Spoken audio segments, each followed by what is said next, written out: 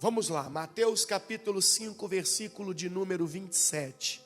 Vamos ver o que o Senhor Jesus continuou ensinando no Sermão da Montanha e o que é que vem para nós hoje. Ah, Bispo Paulo, com isso aí eu não tenho problema, não. Graças a Deus. A ideia não é só aprendermos aquilo que nós já temos problema, mas aquilo que um dia pode vir a ser problema em nossa vida. Então nós já estamos aprendendo para observar como estamos vivendo, como Deus, Ele quer que as coisas sejam e como nós devemos viver daqui para frente. Primeiro nós falamos sobre o caráter, a parte interna do ser humano. Jesus tratou isso primeiro lá no Sermão da Montanha. Depois ele disse sobre o verdadeiro cristão deve ser o sal da terra e a luz do mundo. Nós detalhamos isso aqui, foi muito forte. A importância que o verdadeiro cristão tem no meio da sociedade. Seguindo a nossa jornada, nós falamos sobre... Qual foi o próximo que nós falamos depois do sal da terra e a luz do mundo? Foi sobre o que nós falamos? Foi sobre a lei, sobre os ensinamentos da Bíblia, que nenhum pedacinho deve ser o quê? Desprezado, nenhum. Toda a Bíblia é importante. Todo ensinamento é fundamental para que nós estejamos perto de quem? De Deus. Então foi o próximo passo. Aí depois nós aprendemos sobre o ódio. Foi domingo passado. O cuidado que o ser humano tem que ter com uma coisa chamada ódio, que é um sentimento totalmente diabólico. Foi o primeiro sentimento terrível que Satanás implantou no coração do ser humano, porque uma vez que o ser humano adere a esse sentimento, nem Deus pode ajudar, porque esse sentimento só entra com autorização da própria pessoa. Então, se a pessoa colocou para dentro, é a pessoa que tem que colocar para fora. Então é muito perigoso. Não deixe isso acontecer com você. Não deixe, em situação alguma que você enfrentar, não deixe isso acontecer com você. Amém? E aí, Jesus Cristo, nosso mestre, agora vai abordar um outro assunto delicado. Ele vai falar sobre casamentos, e ao mesmo tempo ele vai falar sobre a corrupção da mente humana. Preste atenção, hein? Muito importante.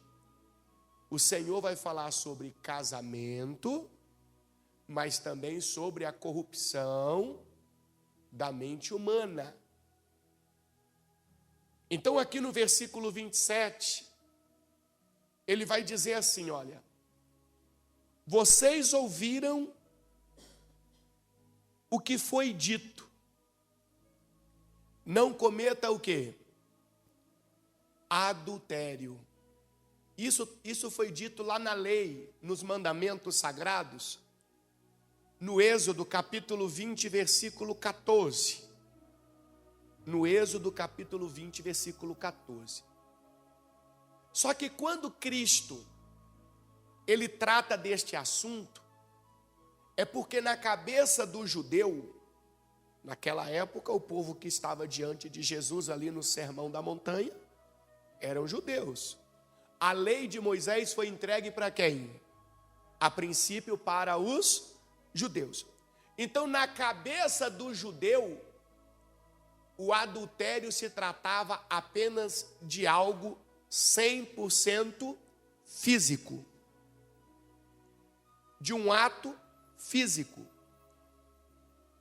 Mas como nós aprendemos a respeito do ódio, do homicídio, do matar, Deus é muito maior. Deus não trata de um assunto de uma forma tão superficial. Quando o Senhor disse não cometa adultério, Ele não estava falando apenas do físico, porque o físico só consuma aquilo que já aconteceu aonde? Na mente. Então Cristo, o nosso Senhor, Ele estava tratando de orientar as pessoas que o maior cuidado que nós devemos ter em relação a esse assunto são nos nossos pensamentos. Nos nossos pensamentos. Por quê? Quando eu não cuido dos meus pensamentos, automaticamente esses pensamentos vão crescendo, vão trazendo ilustrações, e essas ilustrações vão se multiplicando até que chega o ponto do físico. Agora vocês querem ver que coisa interessante? Olha o que eu vou falar agora, hein? Na Bíblia Sagrada, nós vamos encontrar o Senhor Jesus curando enfermos, expulsando demônios de pessoas que estavam possessas, certo? Mas você nunca vai encontrar Cristo curando um adúltero ou expulsando um demônio de um adúltero. Nunca. A pergunta é por quê? Viu que pergunta interessante? Porque adultério não é doença nem demônio. Adultério é pecado. Não tem nada a ver com possessão demoníaca e nem com doença.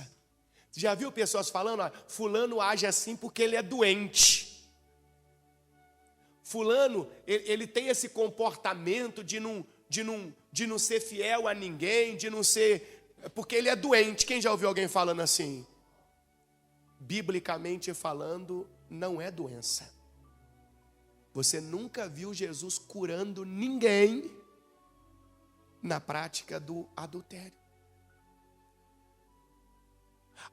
Ô bispo, ora por mim, pastor, expulsa esse demônio da minha vida, porque isso é um demônio que me perturba, que não deixa eu levar adiante um relacionamento e ser sério com ninguém, e isso e aquilo outro, é um espírito imundo. Você nunca viu o Senhor Jesus expulsando um demônio, ou uma legião de demônio, ou seja, o que for, de uma pessoa que estava no adultério.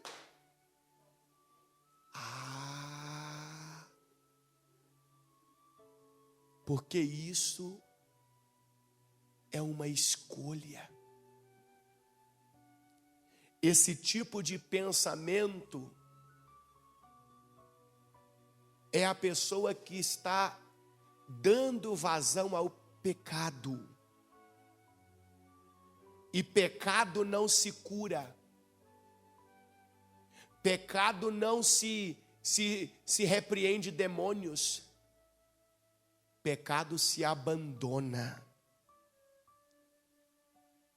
Pecado só tem um jeito de resolver. Quando a pessoa reconhece que está no erro, que aquilo não agrada a quem? A Deus, que aquilo está ferindo todos os mandamentos sagrados. Olha que profundo.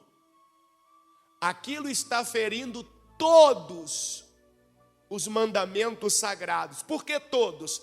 Porque quem pratica este erro está errando contra Deus e está errando contra o próximo, o ser humano.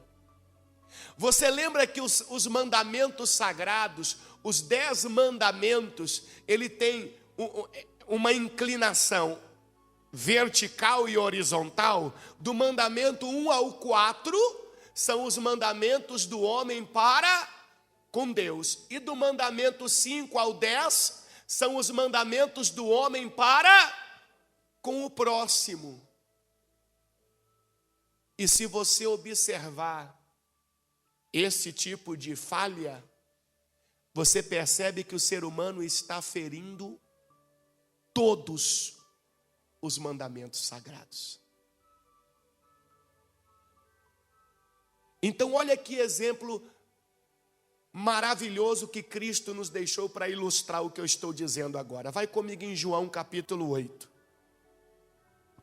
Vai comigo, o Evangelho de Cristo, de Jesus Cristo, no capítulo 8 de João, versículo 9. Lembra da história da mulher adúltera? Quem lembra da história da mulher adúltera? Lembra? Lembra que pegaram a mulher flagrada em adultério, levaram até Jesus e disseram a ele: olha, pegamos esta mulher e a lei diz que ela deve o quê? Deve morrer. Muita gente acha que Jesus limpou a barra da mulher. Você está enganado. Você está muito enganado. Se você ler o texto com atenção, você vai ver que Cristo não limpou a barra de ninguém. Não. Ele simplesmente colocou as outras pessoas para refletirem na vida delas. Porque as outras pessoas esqueceram que tinham uma vida e só estavam enxergando a vida da mulher.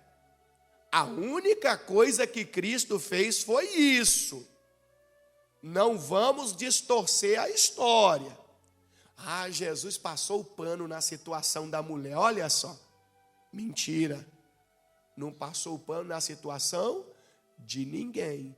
O que Cristo disse para as pessoas foi: quem aí não tiver pecado algum, atire a primeira pedra. Então o povo começou a: peraí, eu tenho uma vida. Peraí, ó, eu passei o meu irmão para trás ontem, hein? Rapaz, eu vendi um negócio estragado para o camarada lá. Ao outro: ih, rapaz, eu fico dentro de casa xingando as coisas, uns nomes feios. Então cada um começou o quê? A refletir. E no final, todos eles deixaram as pedras.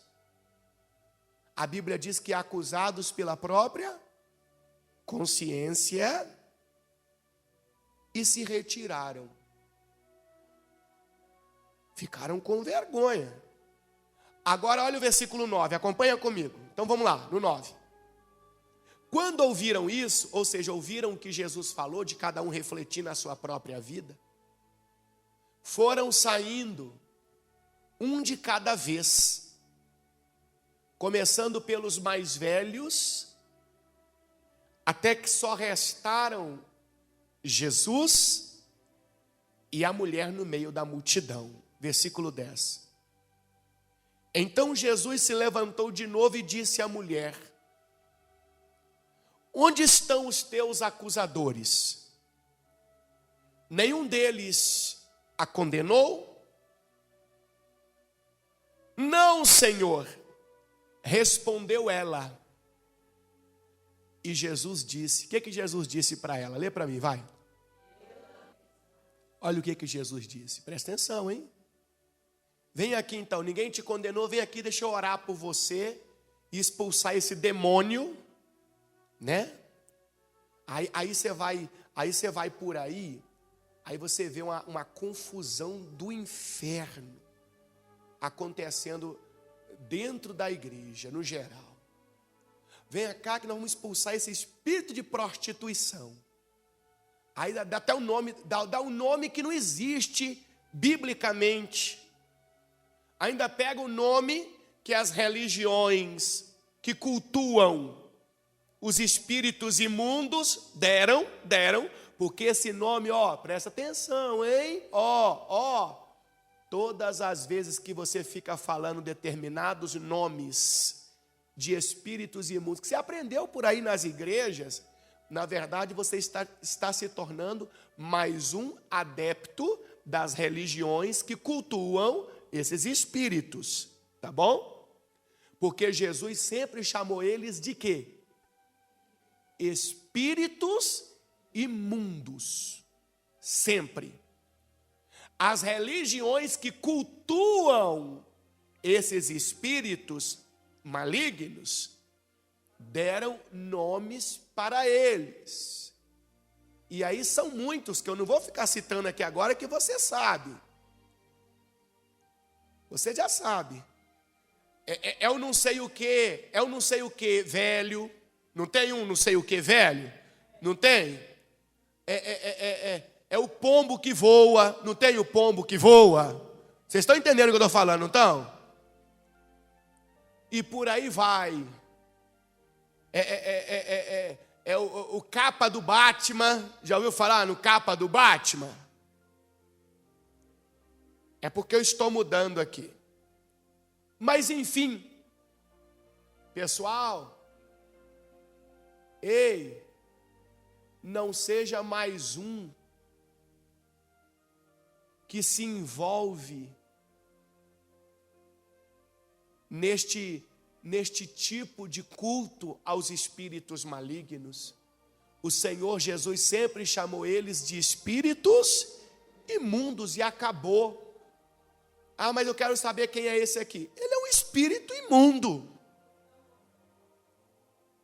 Quando você começa a aderir a essa ideia de nomes, quem tem um nome é porque tem alguma importância, algum valor. O nome deles é espíritos imundos e acabou. Mas vamos lá. Aí a gente ouve por aí o quê? Não, venha cá, venha cá porque eu vou fazer uma oração por você e esse espírito de prostituição que está na sua vida, que é o pombo que voa, vai sair e sua vida vai mudar. Por que Jesus não fez isso? Por quê? Porque esse tipo de problema não é possessão demoníaca. É a pessoa que está fazendo a escolha de ofender a Deus e ofender ao próximo. Mas ela é a única que pode tomar uma decisão. Por isso, o que Cristo disse? O que Cristo disse? Cadê os teus acusadores? Ninguém te condenou? Ela disse, não, Senhor, ninguém me condenou. E o que ele disse? Eu também não a condeno. Vá e não peque mais. Jesus disse para ela, seu problema, minha filha, não é os outros não, seu problema é você. É você abandonar o pecado. Então vai viver a sua vida, porém agora escolha não pecar mais. É uma decisão. Por que Jesus estava tratando deste assunto lá no Sermão da Montanha? Porque ele sabia que tinha muitas pessoas que fisicamente estavam naquela prática. E tantas outras, nos pensamentos, já estavam também naquela prática. A pergunta do irmão, a prostituição é adultério? Vamos lá.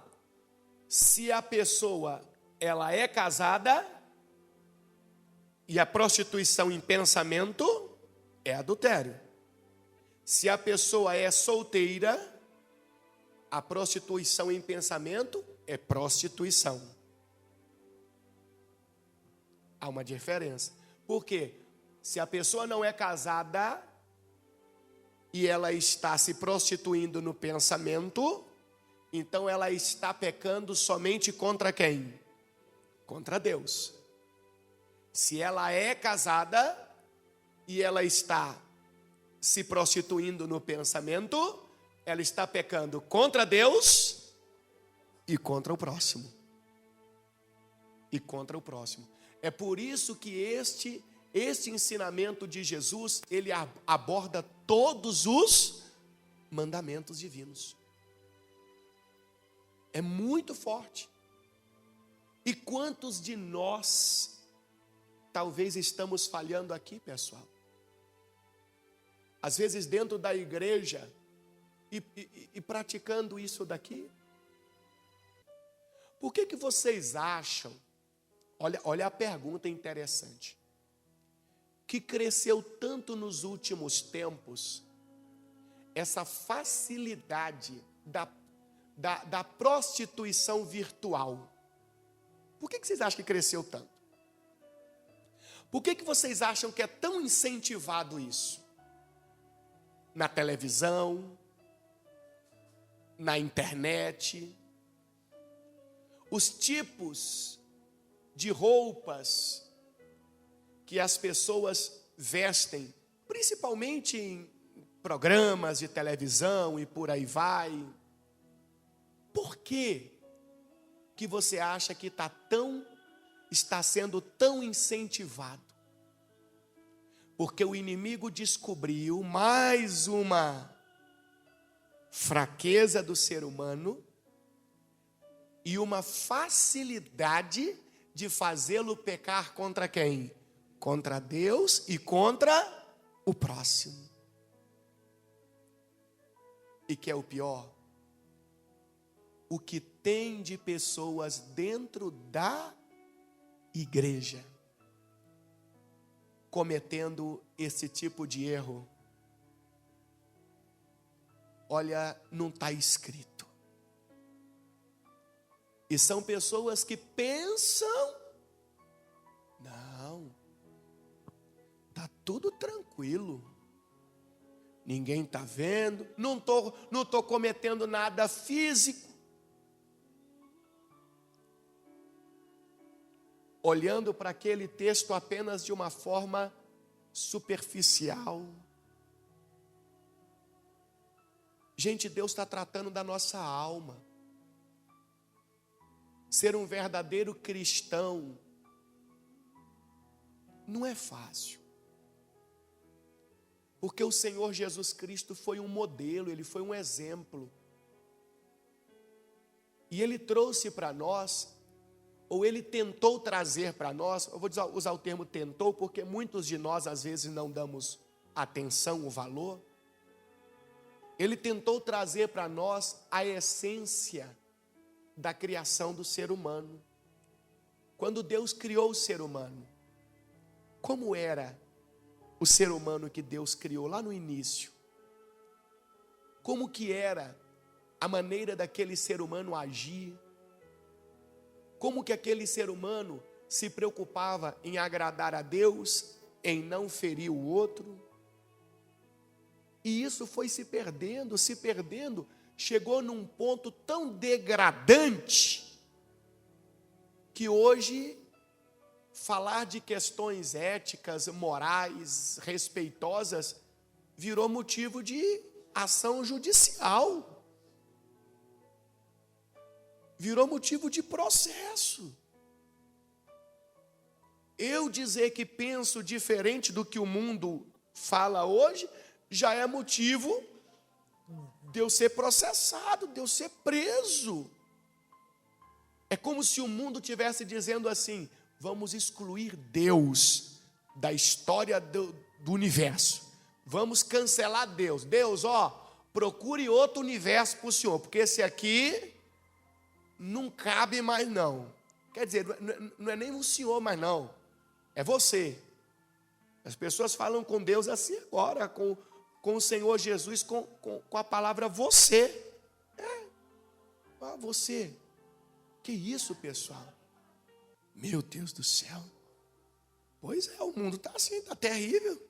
As pessoas dizem que é liberdade para falar com Deus. Eu posso falar com Ele do jeito que eu quiser, ter liberdade, Ele me responde. Irmão. Então o que o Senhor Jesus disse para aquela moça? Eu também não a condeno. Vá e o que, pessoal? Vá e o que, pessoal? Não peques mais. Sabe por que Jesus estava dizendo isso para aquela mulher? Ele estava dizendo assim, ó, vem cá, você está achando que eu passei a mão aí no seu erro? Você está enganada, minha filha. A palavra de Deus que foi dita, ela foi dita para se cumprir. Tudo que foi falado lá na lei, que esses homens estavam te acusando aqui agora, foi dito para se cumprir. E se você não se arrepender dos seus erros, não mudar de verdade e continuar praticando esse tipo de delito que afronta a Deus e afronta o seu próximo, você vai pagar um preço muito alto por causa disso. Por isso que Jesus estava dizendo para ela, vai, não peques mais. Jesus não estava aliviando nada não, pelo contrário. Ele estava deixando muito claro para ela que somente uma mudança radical nos pensamentos e nas atitudes dela poderiam trazer uma nova vida para ela. Caso contrário, sem chance. Sem chance, porque a lei é muito clara. Vai comigo lá em Levítico. Levítico, capítulo de número 20, versículo 10. Vamos ver o que a lei fala sobre isso. Vamos lá. Levítico, capítulo 20, versículo 10. Abra aí a sua Bíblia, por favor. Encontraram? Olha o que está escrito. Jesus estava dizendo para a mulher isso aqui, ó. Vá e não peques mais. Por quê?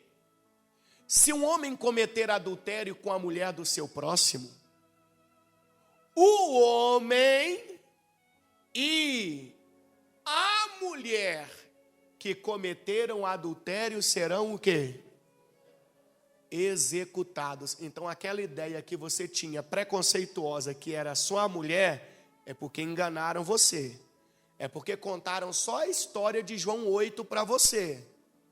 Por isso que é importante a gente examinar a nossa Bíblia. A Bíblia deixa claro que esse tipo de erro não importa quem cometa, se é o homem ou se é o quê?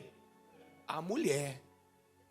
O peso vai ser o mesmo para ambos. Ninguém comete sozinho, pronto. Ninguém. Então, olha lá. Ó. Então, eles serão o quê? Executados. Continua comigo que a coisa vai ficar feia. Não, já está feia, né? Vai ficar pior. Versículo 11. Se um homem desonrar seu pai, tendo relações sexuais com qualquer das esposas de seu pai. Por que qualquer das esposas? Porque naquela época antiga, até hoje no Oriente Médio, a cultura daquelas pessoas é, se um homem tem condições de ter mais de uma esposa, uma vez que ele sustente todas elas de forma idêntica, não pode ter diferença em nada. Tipo, vou dar um brinco de ouro para essa e vou dar uma bijuteria para essa. Não.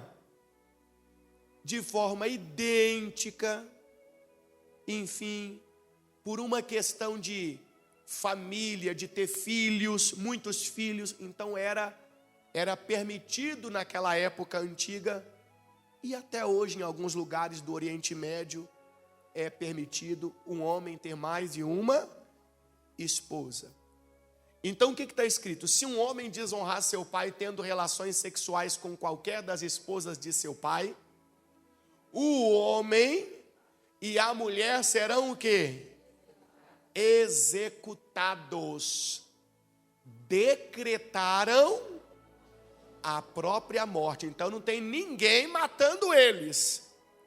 Eles que se condenaram à morte.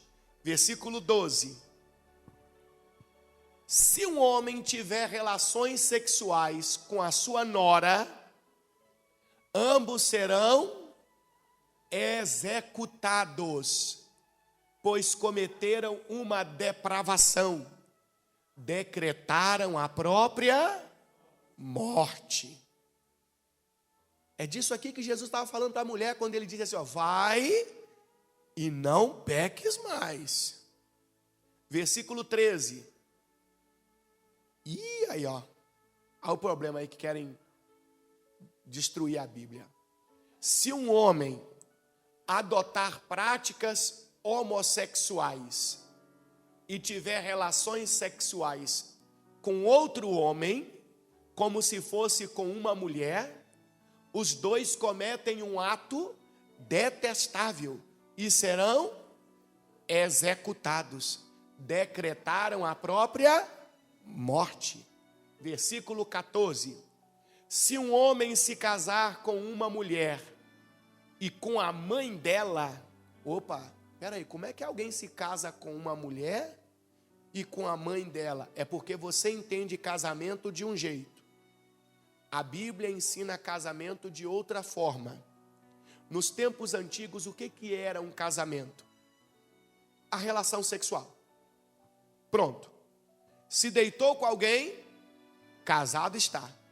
Por isso, que até um tempo atrás, na nossa sociedade, como que funcionava? O filho da fulana deitou com a filha do ciclano, pronto, vai casar.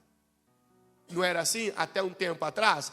Deitou, tem que casar. O caso morre, ainda dizia isso, né? Mas no tempo antigo, não existia documento, papel, esse negócio de cartório, nada disso. Então o que a Bíblia está ensinando? Se um homem, vou usar um termo mais simples para todo mundo entender, se deitar com uma mulher e com a mãe dela, certo? Comete uma perversão. O homem e as duas mulheres serão queimados vivos para acabar com a perversidade entre vocês. Versículo 15. Se um homem tiver relações sexuais com um animal, ele deverá ser executado e o animal será morto. E se uma mulher se entregar a um animal macho para ter relações sexuais com ele, tanto ela como o animal serão executados. Matem ambos. Decretaram a própria morte. Então, o Senhor Jesus estava dizendo isso para aquela mulher. Olha, vai e não peques mais. A única forma de você ter uma vida nova, uma vida na presença de Deus, livre de qualquer tipo de tragédia para você, é se você abandonar o pecado. E tudo que o inimigo quer é que você não abandone o pecado. Por isso ele tem trabalhado de uma forma muito inteligente. Você já viu como que o inimigo, o mundo, ele tem reprogramado as pessoas diante da televisão? Por isso que eu não gosto de novela. Por isso que eu aprendi a ter uma raiva de novela. Preste atenção no que eu vou falar. Como que o inimigo é inteligente. Como que ele está reprogramando as pessoas a normalizarem o adultério, a entenderem que às vezes é uma coisa boa. Por que é uma coisa boa? Porque o galã da novela, ele está sofrendo tanto com aquela bruxa da mulher dele. Não é assim que acontece? Aí quem está sentado em casa fala, coitado, ele é tão bonzinho, ele é tão bonito, não merece. Isso tudo lá na trama, e a pessoa do outro lado sendo reprogramada a pensar que, peraí, aí ele conhece uma mocinha tão bonitinha, aí a mocinha faz ele sentir alegria. Aí todo mundo do outro lado já fica torcendo para ele largar a bruxa e ficar com a mocinha. E o dia da cena que ele fica com a mocinha é o dia da cena de maior audiência. É o dia do auge. É o dia do pum. Ei, todo mundo em casa até. O ibope explode, todo mundo festejando. E sabe qual que é o pior? Sabe o que é o pior? Grande maioria dos que estão sentados naquele sofá, não, dizem que são cristãos. Nossa, nem vem na igreja no dia da cena. O que eu estou falando, gente, vocês sabem que é verdade. Só que talvez você ache que aquilo dali é inofensivo, é só uma novela. Eu sei que aquilo ali não é real, bispo. E quem disse que alguém aqui está falando que é real? O problema é a maneira que aquilo dali está mudando sua forma de pensar. Você já não está mais agindo como Cristo ensina, de rejeitar aquilo, de falar, isso aí está errado, cara. Vou assistir isso aí não, vou dar ibope para isso não, rapaz. Vou sair fora disso, porque isso daí está o quê? Isso aí está errado. Está errado diante de Deus, está errado diante das pessoas, dos homens. Mas não, você já absorveu a ideia. Muitas pessoas já compraram a ideia. Imagina Deus olhando para você sentado naquele sofá, na frente daquela tela, aprovando aquilo e até festejando aquela situação. Eu quero que você imagine. Porque Deus observa tudo. Então, peraí, se aquilo é errado, aquilo não cabe dentro da minha casa. Aquilo não cabe dentro da minha vida. E eu vou fazer uma pergunta para vocês agora. Qual é a novela que não tem esse tipo de situação? Me cita só uma. Só uma. Gente, aquilo que a palavra de Deus diz que é errado, é errado. E pronto. E nós temos que ser os primeiros a bater o pé e dizer que é o quê? É errado. Ah, mas eu quero fazer. Ah, isso aí já é um problema seu. Você quer fazer? Faça o que você quiser. Mas que você perguntou para mim, o que eu acho? E no meu ponto de vista, porque eu acredito na Bíblia, é errado. Ah, mas por que é errado? Porque Deus disse que é pecado contra ele e pecado contra o próximo. Ah, mas eu não concordo. Aí já é o seu pensamento. Você pode fazer, deixar de fazer, concordar, não concordar com o que você quiser. E eu tenho que ter o meu direito de fazer, de não fazer, de concordar, de deixar de concordar com aquilo que eu quiser. Vai em Gálatas comigo. Estou finalizando. Gálatas capítulo 6, versículo 6. Gálatas 6, 6. Gálatas capítulo 6, versículo 6. Diz assim: aqueles que recebem o ensino da palavra devem repartir com seus mestres todas as coisas boas. Olha o 7. Não se deixem enganar. Ninguém pode zombar de quem? De Deus. A pessoa sempre colherá aquilo que semear. Então olha Paulo ensinando. Poxa, uma vez que você está recebendo a instrução da palavra de Deus, coloque em prática.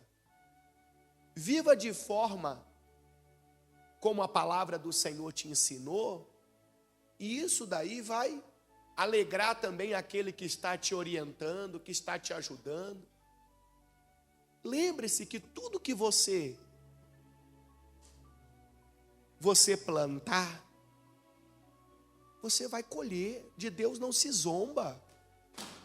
Eu estou na igreja, eu sou um cristão, mas estou plantando sementes que Deus desagrada.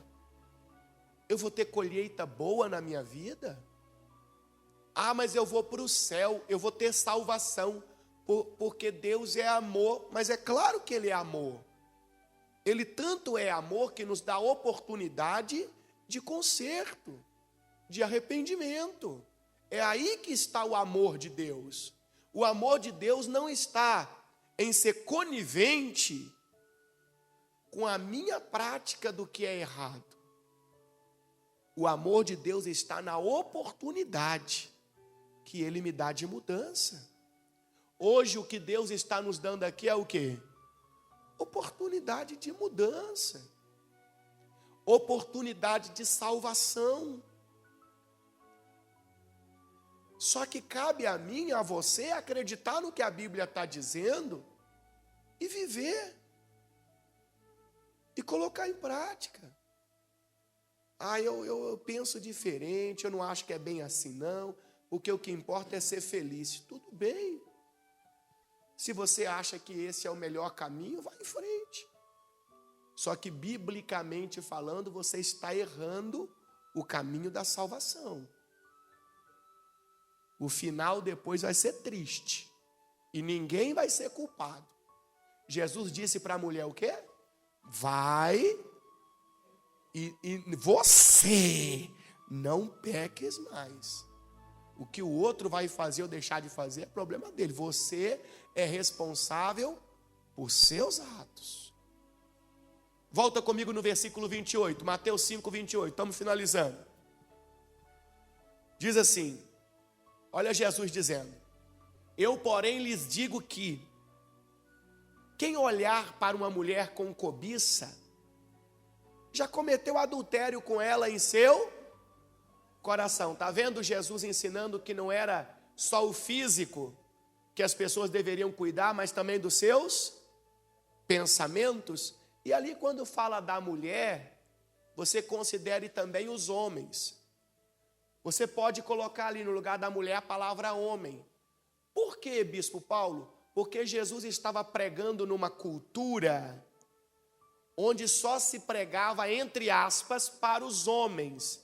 Tanto é que na multiplicação de pães e peixes, você sabe que Jesus multiplicou pães e peixes e alimentou 5.000 homens, fora mulheres e crianças. Vê como é que as mulheres e crianças são citadas como separadas? Porque é cultura daquele lugar, daquela época. Então aqui você pode colocar olhar para uma mulher ou olhar para um homem. Pensamento, viu? Pensamento. Com cobiça já cometeu adultério com ela em seu coração, em seu pensamento. Se o olho direito leva a pecar, arranque-o e jogue o quê? Fora. Aí tem gente louco que lê a Bíblia superficialmente. Não, mas já aconteceu na história de pessoas arrancar fora o olho. Só que é engraçado, né? Ela arranca o direito, né? É porque é o direito que faz pecar. Aí arranca, fica sem. Aí agora só tem o esquerdo, agora ela peca com o esquerdo. Sabe do que Cristo está falando? De um exemplo como eu dei agora há pouco. Está lá a novela, está te reprogramando, está te fazendo pecar. Irmão, arranca fora, sai fora daquilo. Estou dando um exemplo. Dentre tantas outras coisas. Poxa, você talvez tem dificuldade de se controlar ali na questão da internet. Irmão, volta a usar aquele celular que nem tem nada. Sabe aquele que só liga e recebe? Acabou. Que isso, Bispo Paulo, mas eu vou ficar desatualizado. Irmão, é melhor perder uma parte do corpo do que ser todo ele lançado aonde? No inferno. Se tem algo que está te fazendo pecar, elimina. Foge. Sai fora. É melhor para você. Você vai sentir falta? Claro que você vai sentir falta daquele instrumento, daquela ferramenta, daquele equipamento. Lógico que você vai sentir falta. Se você não fosse sentir falta, não ia ter necessidade de tirar. Mas se aquilo está te fazendo mal, está te afastando de Deus, de ser um verdadeiro cristão, tira fora da sua vida. Tira fora. É isso que o mestre está ensinando lá no Sermão da Montanha. Versículo 30. E se a mão direita o leva a pecar, corte-a e jogue-a fora. Ou seja, primeiro ele falou, aquilo que você vê é o que te faz pecar, foge daquilo que você estava vendo. É aquilo que você toca que te leva a pecar, foge do contato com aquele tipo de coisa. É melhor perder uma parte do corpo do que ser todo ele lançado aonde? No inferno. Aí tem gente que diz, Bispo Paulo, então já estou acabado, não tem jeito para mim mais, já estou todo corrompido, e agora? Acabou para mim? Não. Não acabou. E por que não acabou? Porque Deus é amor, e o amor de Deus está diretamente relacionado à oportunidade de conversão, de mudança, de arrependimento, de ouvir aqui hoje a palavra dele e dizer assim, eu vou ser uma nova criatura a partir de agora. Eu vou para minha casa, como Jesus disse para aquela mulher, e não vou pecar mais. E isso aconteceu com Davi. Davi cometeu esse pecado aqui. E a Bíblia deixou claro que foi contra Deus e contra o próximo. Aquela história toda dele mandar a carta com Urias, para Urias morrer, foi para ficar claro para nós que ele cometeu o pecado contra o próximo. Porque simplesmente Urias não precisava de ter aparecido na história. Poderia ter só falado do erro de Davi com uma mulher casada. O Davi, um pecado leva o outro, né? Cometeu adultério, assassinato. Gente, um pecado leva ao outro. É sempre assim. Vocês já ouviram um ditado popular mais ou menos assim, olha, quem mente rouba? Quem já ouviu esse ditado? E é verdade ou não é? Um pecado leva ao outro. Quando uma pessoa está falhando numa coisa, se ela não muda, ela vai tropeçar em outra. Porque é como se uma coisa desse legalidade à outra. Davi, ele vai pecar contra Deus e contra o próximo. E aí, automaticamente, ele vai ficar afastado de quem? De Deus. Não pense você que a pessoa em pecado vai estar perto de Deus, porque não vai não. Deus abomina o pecado. E aí, bispo Paulo, o que aconteceu? E aí que Deus manda um profeta lá em Davi, Natã. E Natã chega e diz para Davi: Davi, ó, aconteceu isso aí. Teve um camarada que bagunçou com a vida do vizinho dele, viu, Davi? Viu, Davi? Ó, o vizinho tão pobrezinho, coitado, e quem bagunçou com a vida do pobrezinho lá foi um rico, viu, rei? E agora, o que a gente faz? Aí o rei manda matar ele. Essa é a sentença. Aí Natã olha para ele e fala: é, rei? Aí o rei é. Aí Natã: pois esse homem é o Senhor. Esse homem é o Senhor. Davi pensou que ia ficar por aquilo mesmo, né?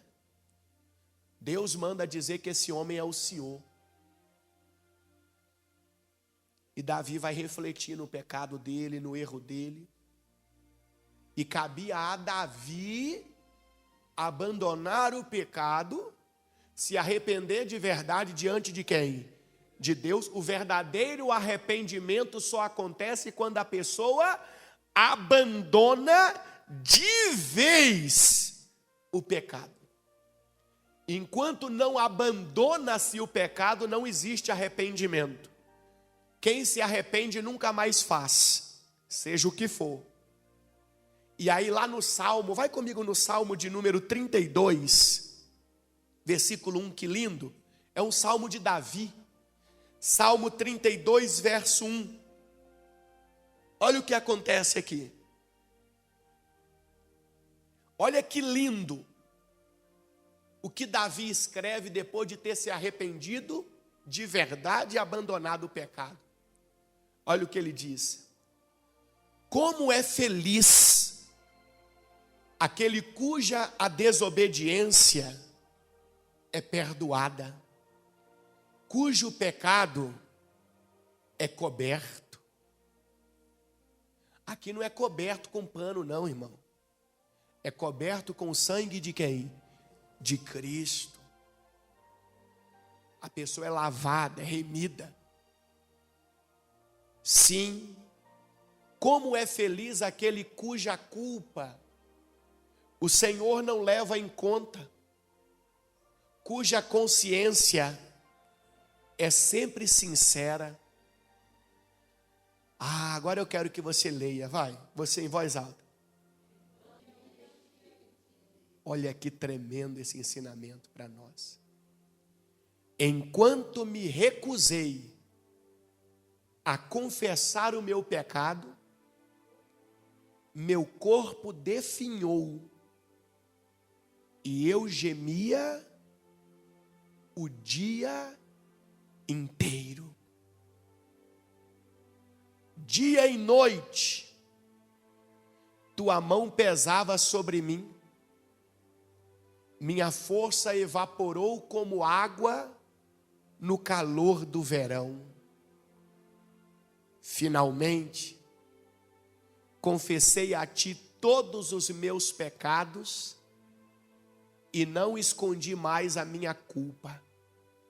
Disse comigo: confessarei ao Senhor a minha rebeldia, e tu perdoaste toda a minha culpa. Diga glória a Deus. É disso aqui que o Senhor Jesus estava falando para aquela mulher de João capítulo 8. Vai e não peques mais. Ou seja, confesse a Deus, confesse toda a sua culpa, todo o seu pecado. Confesse o que você tiver que confessar, quem você tiver que confessar. Se arrependa de verdade e não peques mais. Essa é a única forma de você realmente ter o perdão de Deus e ter os seus pecados cobertos pelo sangue do Calvário, pelo sangue de Cristo Jesus. Então não é uma situação sem jeito, a não ser que a pessoa ainda insista naquela ideia de normalidade, porque o mundo é assim mesmo, ou insista na ideia de doença, né? Eu sou doente, gente, é por isso que eu ajo assim. A pessoa se esconde atrás da palavra doença. Ou então ela fala, não, é porque tem um demônio, ainda usa o termo assim, ó, não, isso é hereditário. É porque o meu avô era assim, é porque o meu pai era assim, é por isso que eu sou assim. O mesmo demônio que estava nele, está em mim também. É o demônio, gente, ora por mim, né? Não. Enquanto a pessoa se esconde atrás disso aqui, ó, então ela não muda. E o que aguarda ela é terrível. A gente viu lá em Levítico. Para finalizar, vai comigo em Tiago, capítulo 1, versículo 14. Tiago, capítulo 1, versículo 14 diz assim: a tentação vem de nossos próprios desejos, que nos seduzem e nos arrastam. Esses desejos dão à luz o pecado. E quando o pecado se desenvolve plenamente, gera a morte. Então quer dizer que tudo começa onde? No pensamento. Esse pensamento vai dar à luz ao pecado. Esse pecado, quando se desenvolve plenamente, ou seja, se torna um ato consumado, como está lá em Levítico, então gera o quê? A morte. Gera destruição. Bispo Paulo, então como que a gente vence esse tipo de coisa? Primeiro nós já aprendemos, é o olho que te faz pecar? Arranca fora. É a mão? Corta. Tira fora. É a rede social? Elimina, sai dela. Ah, mas eu vou ficar fora da rede social. É melhor ficar fora da rede social do que fora do reino dos céus. Eu digo para você, é melhor. Então o primeiro passo é esse. E o segundo passo? Está lá em Colossenses capítulo 3, versículo 2. O segundo passo, Colossenses 3, 2. O que diz? Lê aí para mim, vai. Pensem nas coisas lá do alto e não nas coisas da onde? Da terra. Então meu pensamento tem que estar sempre ligado nas coisas de quem? De Deus. Na salvação, na palavra do Senhor, sempre nas coisas de Deus. Pois vocês morreram para esta vida, e agora a sua verdadeira vida está escondida com Cristo em Deus. E quando Cristo, que é sua vida, for revelado ao mundo inteiro, vocês participarão de sua glória. Portanto, façam morrer as coisas pecaminosas e terrenas que estão dentro de vocês. Fiquem longe da imoralidade sexual, da impureza, da paixão sensual, dos desejos maus e da ganância, que é idolatria. É por causa desses pecados que vem a ira de quem? De Deus. Que vem a ira de Deus. A ira de Deus entenda como a condenação do homem. Por causa desses pecados. Então, se eu não quero estar diante da ira de Deus, eu vou, meu amigo, eu vou me abster, eu vou fugir de tudo isso. Então, hoje, o Senhor Jesus trouxe para nós, assim como levou no Sermão da Montanha, cuidado com o tal do adultério. Porque ele começa na mente e termina no físico. Fuja disso, Porque quando a pessoa segue isso, ela está pecando contra Deus e contra o seu próximo. E o sofrimento vai ser grande.